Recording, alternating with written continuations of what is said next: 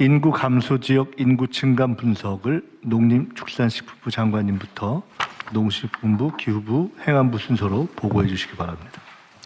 예, 농식품부 보고 드리겠습니다. 농어촌 기본소득 대상 지역의 인구 동향을 분석해 봤습니다. 농어촌 기본소득 같은 경우에는 인구 감소 지역 중에서 10개 군에 대해 26년, 27년 2년 동안 기본소득 시범사업을 도입합니다. 대상 지역에 30일 이상 거주하신 분들한테 월 15만 원 상당의 지역사랑 상품권을 지급합니다. 2월 말, 즉 이번 주부터 첫 지급이 예정되어 있습니다.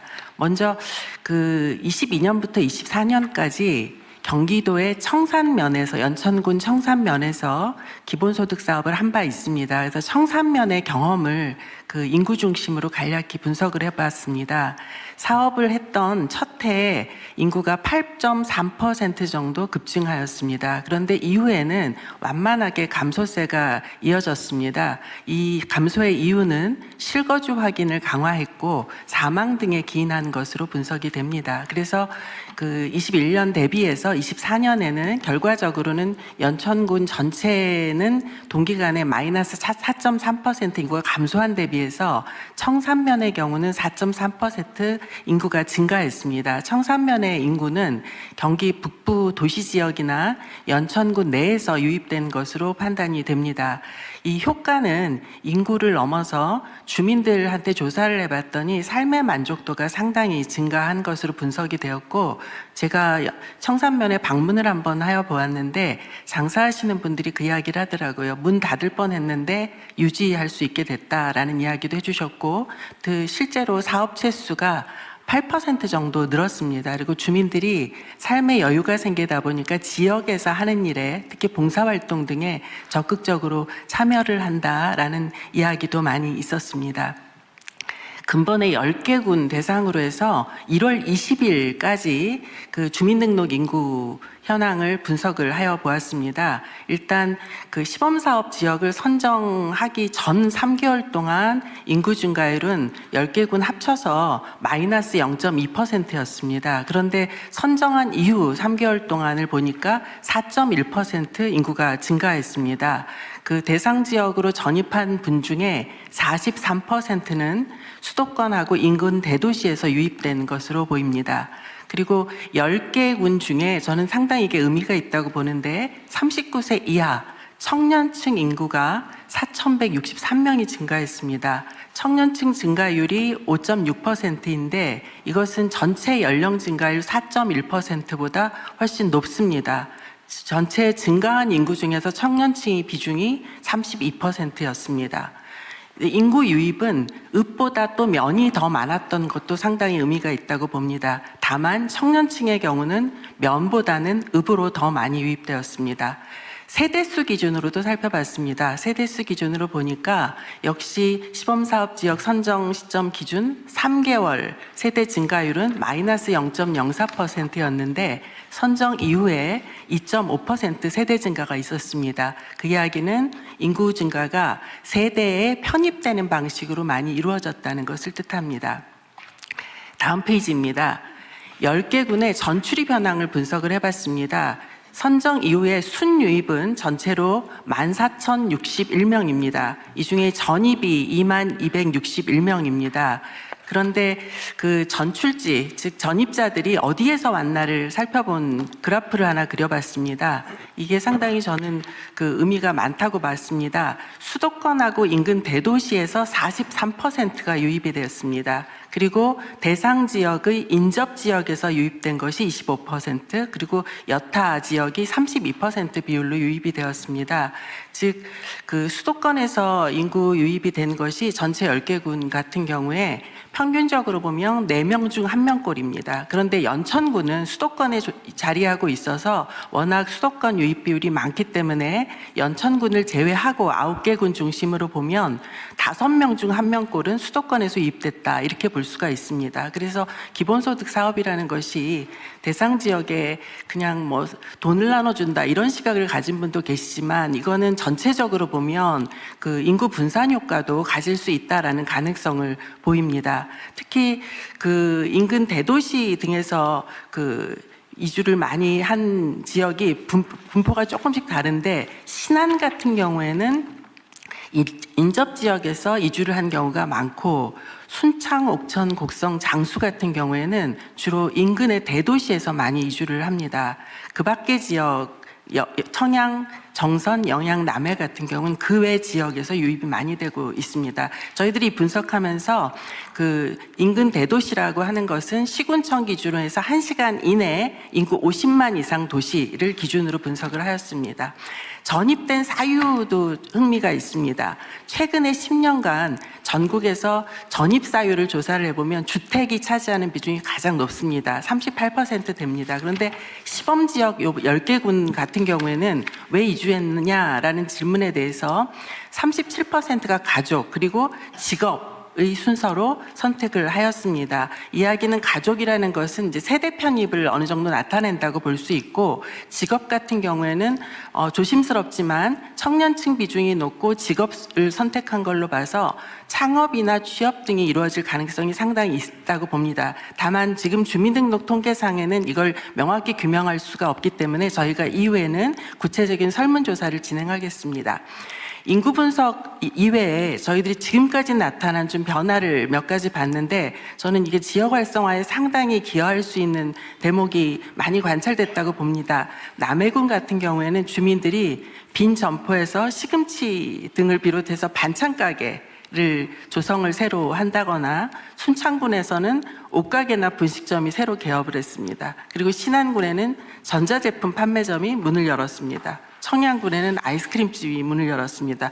이런 방식으로 굉장히 지역의 어떤 활력 이런 것들을 새롭게 기대하는 그런 활동들이 많이 나타나고 있습니다.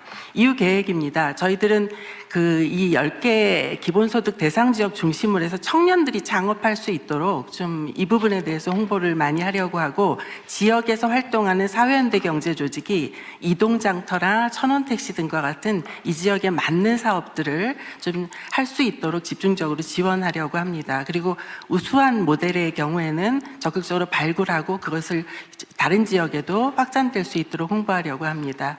그 동시에 위장전이 걱정하시는 분들이 많기 때문에 이 부분들에 대해서는 주민들하고 함께 관리를 철저히 하도록 하겠습니다. 그리고 본사업화하기 위해서 저희들이 입법 준비하는 것 이외에도 경제인문사회연구회와 함께 그 시범사업을 한 지역과 안 한 지역 그리고 그 유사한 지역 간의 어떤 비교 그리고 이전과 이후 이런 방식으로 해서 다양한 분야의 평가를 추진을 동시에 하도록 하겠습니다. 이상입니다.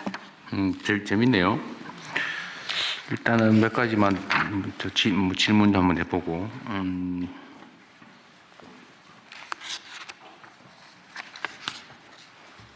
이게 지금 전입자들의 분포는 뭐 일종의 경향성이랄까 이걸 발견하기가 좀 어렵네요. 지금 현재로서는 그렇습니다. 그러니까 어디에서 왔느냐, 너무 왜 왔느냐. 들쭉날쭉하네요. 네, 예.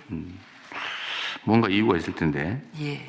그다음에 남해, 영양, 청양 이런 데는 기타가 무려 50, 70 이런 나라인데 기타 내용을 분석해 볼 필요가 있겠는데. 예. 기타가 75%. 예.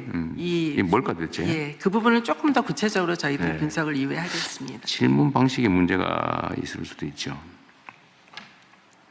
어쨌든 취창업이 꽤 있다. 근데 그 중에 예를 들면 이 마을 단위로 군 단위로 지금 전입하는 경우에 이제 결국 먹고 사는 문제가 중요하잖아요. 근데 그 중에 먹고 사는 수단 중에 제일 큰 게 지금으로서는 태양광 발전 아닌가요? 농사로는 일반 그냥 농사보다는 그게 몇 배의 소득이 있다는 거 아닙니까? 여러 가지를 해야 될 듯합니다. 그러니까요. 그 환경부 장관님. 아무래도 농사소득보다는 태양광 소득이 그건 뭐 몇 배씩 되죠? 훨씬 높습니다. 근데 아직도 그게 충분히 홍보되거나 지원되지 않아서 네. 저 같아도 예를 들면 지방에 예를 들어서 지금 텅텅 비어 있는데 골짜기 이런 데는 밭들도 다 묻고 근데 거기를 어떻게든지 제도적으로 뭐 보완 방법을 찾아서 소위 묵밭이나 이런 공공 도로, 제가 맨날 얘기하는데 그 오솔길 도로, 작은 하천 위, 뭐 이런 데는 태양광 발전해서 팔면 웬만한 농사 지어서 수도권에서 막 직장 없어서 고생하는 것보다 훨씬 나을 것 같거든요. 네. 환경도 좋고. 그리고 최근에는 농사도 아이디어가 어떤가에 따라서 굉장한 소득을 올릴 수도 있습니다. 근데 그게 이제 충분히 홍보도 안 되고 아직도 뭐 확신이 안 서니까 그럴 텐데 저 최저임금 자리도 못 찾아서 막 헤매는 것보다는 훨씬 나을 것 같아요. 네. 그래서 많은 사례들을 좀 많이 알려주는 것이 좀 연구를 좀 해가지고 성공적 사례를 최대한 빨리 발굴해가지고 예, 그것도 홍보도 좀 하고. 예, 그렇게 하겠습니다. 특히 마을 공동체의 햇볕 연금을 그래서 빨리 좀 발굴해야 돼요. 네, 추진단 만들어서 네. 마을 공모를 하기 시작했습니다. 그리고 제가 어디서 보니까 영양군은 15만 원이 아니라 자체 군 예산으로 5만 원을 대해서 예. 월 20만 원씩 하기로 맞습니다. 했다 하더라고요. 예, 그 동네는 뭐 보도에도 많이 나오던데 네, 동네에 완전히 활기가 예. 돈다고.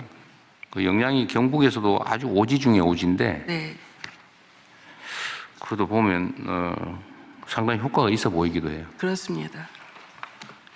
그 무주군은 이게 이제 선정에서 떨어져 가지고 자체적으로 하겠다 이래 가지고 예, 연 80만 원? 맞습니다. 네, 군 예산 자체 사업을 네. 하겠다 지금 이런다는 예. 것 같아요.